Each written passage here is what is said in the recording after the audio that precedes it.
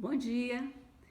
A minha conversa com os senhores hoje é sobre ortodontia, ortopedia facial e ortopedia funcional dos maxilares. Gostaria de dizer que todo o meu trabalho é apoiado em axiomas, as leis da natureza. Essas leis começaram a ser descritas desde a época de Leonardo da Vinci e elas representam as normas, as regras dele, do Pai Criador. Então são leis inquestionáveis. Nosso mundo, ele tem os três reinos: o vegetal, o animal e o mineral. Todos os três reinos obedecem às mesmas leis. Portanto, é considerado uma metodologia científica muito robusta. Desde a época de Leonardo da Vinci, essas leis começaram a ser desenvolvidas, descritas, e nós passamos por uma época chamada Iluminismo, onde físicos, químicos, matemáticos, cientistas em geral, começaram a descrever essas leis. E para isso foram feitas várias e várias leis. Isso permitiu que, por exemplo, através da observação do voo dos pássaros, os aviões foram descobertos. E a cirurgia robótica, tão atual hoje, só foi possível através da descrição mecânica, etc., da mão do cirurgião fazendo a incisão, quanto de pressão que ele põe na mão, qual a profundidade da incisão, a imitação do ato natural do cirurgião. Da mesma forma, surgiu a inteligência artificial, a partir da descrição, da observação, da inteligência humana, através da lógica fuzzy. Então, o natural, ele sempre inspirou o artificial. O artificial não existiria sem o natural. Então, a afirmativa de descrições diferenciadas entre o natural e o artificial, às vezes perdem o sentido. O que eu gostaria de começar a dizer para os senhores é sobre a hipóxia, ou seja, uma das teorias do movimento dental.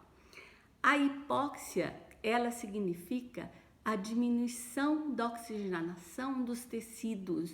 Ela pode ser causada pelo aumento da pressão ou da constrição nos vasos, ou da compressão dos vasos, melhor dizendo, né? Que são coisas diferentes. Então, os vasos comprimidos, eles levam à hipóxia, essa diminuição da oxigenação. Aí, nós temos uma outra consideração muito importante a dizer. A força, ela tem três elementos. Ela tem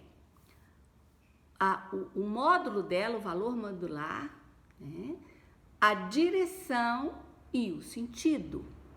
O valor modular é quanto que ela vale. Por exemplo, 10, 20, 30. Esse é o valor modular. E ela é uma grandeza vetorial.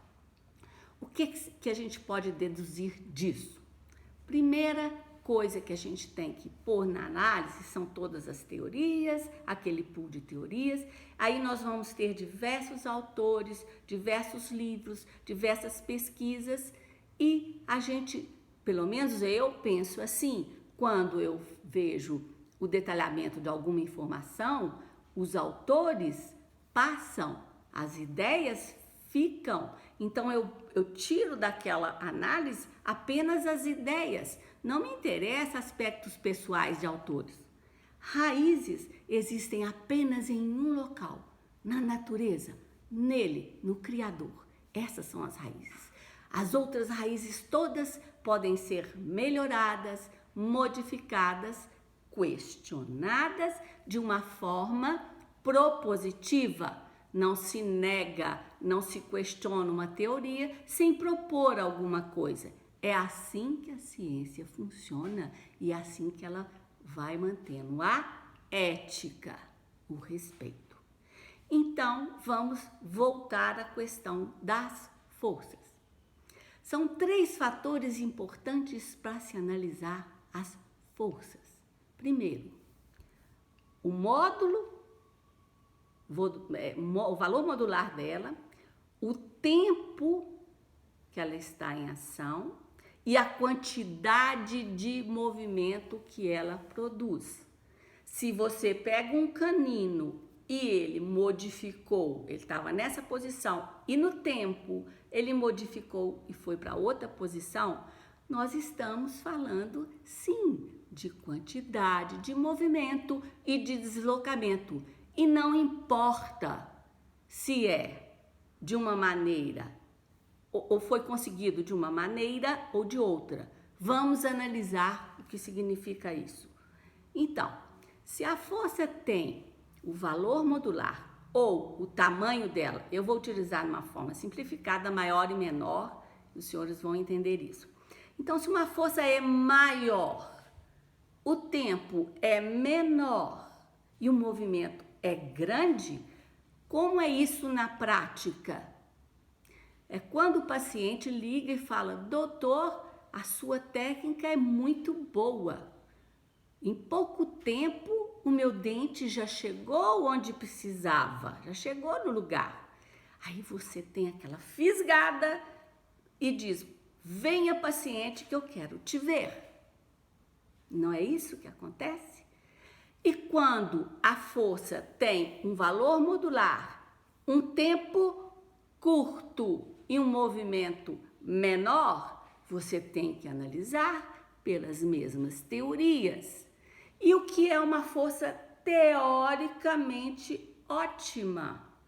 É aquela força que não provoca vasoconstrição, não provoca diminuição de oxigenação ou de alimentos para células e tecidos, não provoca dor, não provoca inflamação. Essa é uma força teoricamente ótima. Segundo Gauss, para minha opinião, um dos maiores matemáticos de toda a história em relação a leis da natureza, ele calculava isso em relação a um intervalo. Então, nós temos que ter um intervalo de valor modular o mais próximo possível e conseguir, num tempo adequado, porque essas modificações têm que ocorrer de forma o mais naturalmente possível, e nós temos que ter a quantidade de movimento que nós colocamos no nosso projeto de tratamento, no nosso planejamento. E isso, como que a gente vai analisar isso? Nós vamos pegar todas as teorias e vamos ver microtomografia da região do periodonto, vamos ver imagens histológicas e vamos colocar tudo aquilo e analisar o que está acontecendo. Por que isso é importante? A análise histológica, ela é uma análise estática.